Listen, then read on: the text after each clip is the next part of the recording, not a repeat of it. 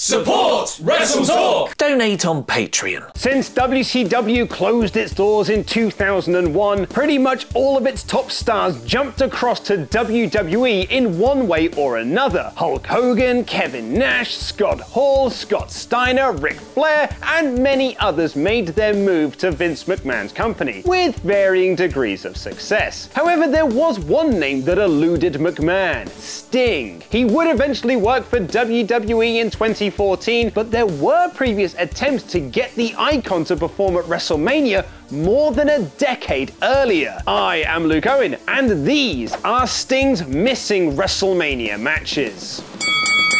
Like a lot of his WCW compatriots, Sting was approached by the then WWF to join the company during the 2001 Invasion storyline if he took a huge pay cut from his WCW contract. However, in interviews, Sting has said that he didn't want to join the WWF because he saw how WCW guys were treated during the WWF versus Alliance angle. Something in me never trusted what would happen up there, based entirely on the track record with other WCW guys and everything that went on after Vince bought WCW. Specifically, Sting talked about a moment during the Invasion when The Rock faced off against Booker T and said to him in the ring, "Who are you?" That one little comment is all it took to bury somebody. In my opinion, bury somebody like Booker T. It was a way to let everyone know that you're a WCW guy and you're a peon here. However, there were negotiations taking place the following year in 2002 for Sting to come in for WrestleMania X8. 2002 was a very interesting year following the Invasion, as WCW's top guys like Hogan, Nash, Hall, and Flair all joined since they were now free agents. Vince wanted Sting to be one of those guys, and even earmarked a match for him at WrestleMania against Kurt Angle. It was pitched that at WrestleMania X8, Sting would face Kurt Angle. If you remember, Kurt was eventually thrown into a match with Kane with little setup.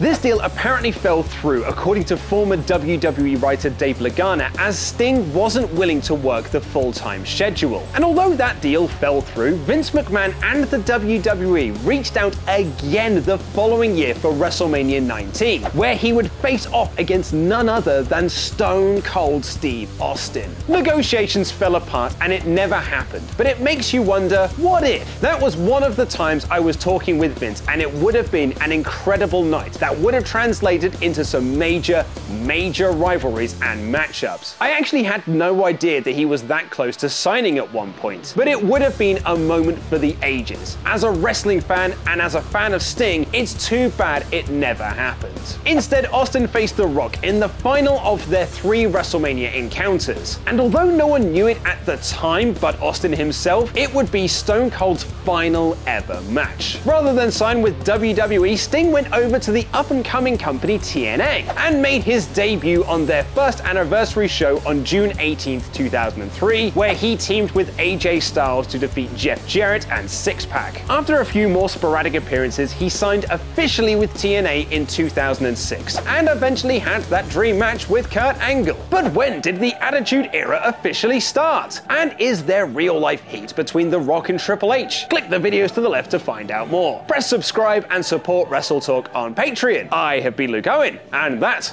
was wrestling.